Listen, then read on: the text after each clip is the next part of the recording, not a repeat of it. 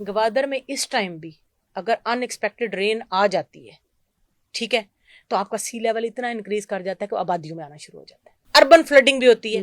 अब क्यों होती है अर्बन फ्लडिंग? कभी किसी ने नहीं पूछा।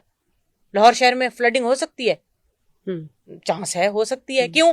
क्योंकि आपका और हमारा जो ड्रेनेज सिस्टम है वो मेंटेन्ड नहीं है। क्या हमने बजट में इतना बजट रखा कि हम खुद को भी दिखा सकें और लोग दुनिया को भी दिखा सकें कि हाँ वाकई हम कुछ काम कर रहे हैं? तो still it's less than 1%। HEC ने ऑर्डर दिया था कि आप जो भी ग्रीन इनिशिएटिव लेंगे उसमें आप प्लांटेशन ड्राइव्स करेंगे, आप हमें उसकी एविडेंस भेजेंगे। इसके साथ साथ ही हम जो एक और थ्योरी भी पढ़ रहे हैं कि जो सी लेवल राइज करने का भी जो एक खदशा या खतरा जाहिर किया जा रहा है, और जो पाकिस्तान की कोस्टल सिटीज हो गई, कराची, हैदराबाद, गवादर, ये खतरे में अक्सर हम देखते हैं कि आने वाले टाइम में 2050 में नियर टू दैट कराची डूब जाएगा, ये भी बातें होती हैं। इसमें कितनी रियलिटी है?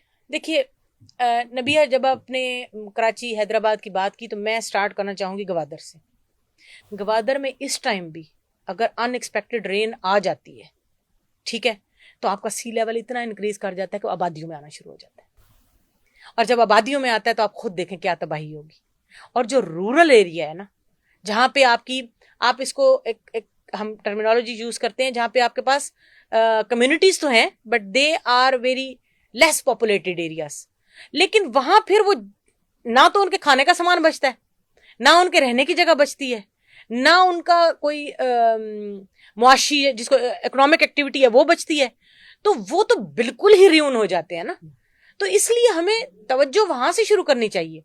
हम जैसे कोई चीज देखते हैं तो हम अर्बन एरिया को देखना शुरू कर देते हैं। नहीं, वो जो वहां से चीजों को खत्म करके आ रहा होगा, इतनी डिस्ट्रक्शन ला रहा होगा, उसको हमने पहले मिटिगेट करना है।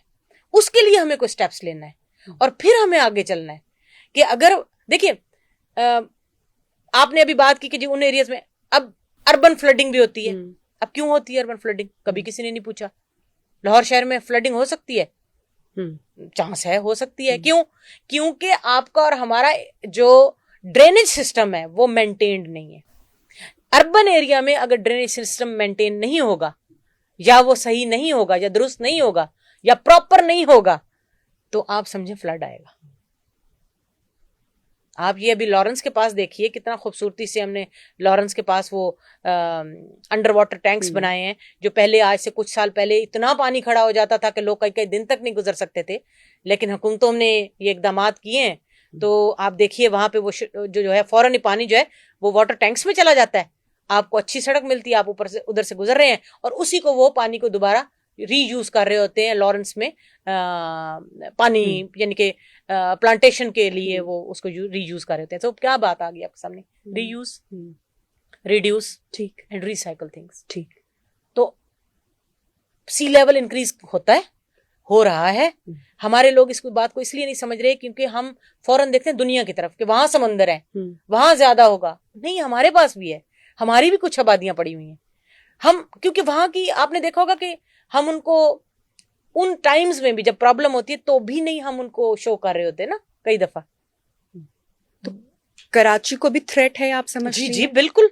तो जब वहां से शुरू होगा तो फिर वो जब देखिए जब ग्लेशियर मेल्ट करेगा, जब इतनी गर्मी पड़ेगी और आपके पहाड़ों पे पड़ी हुई बर्फ जो है वो पिघलेगी, तो कहाँ जाएगी?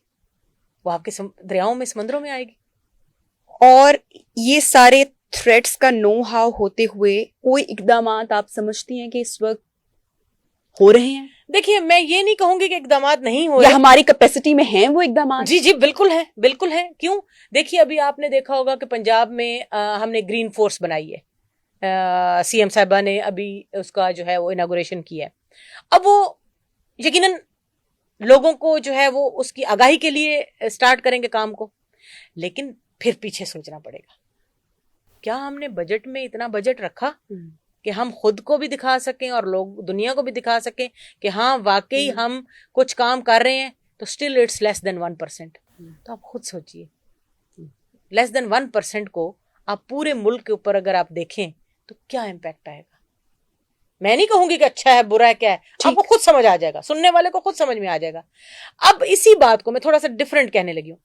کئی دفعہ لوگ ہم سے کوشچن کرتے ہیں اور کئی دفعہ ہمیں جس کو کہتے ہیں پھنسانے کی کوشش کرتے ہیں کہ جی دنیا سے باہر سے پیسہ کیوں نہیں دے رہے لوگ, کلائمیٹ فائنانس کیوں نہیں آ رہا پاکستان میں.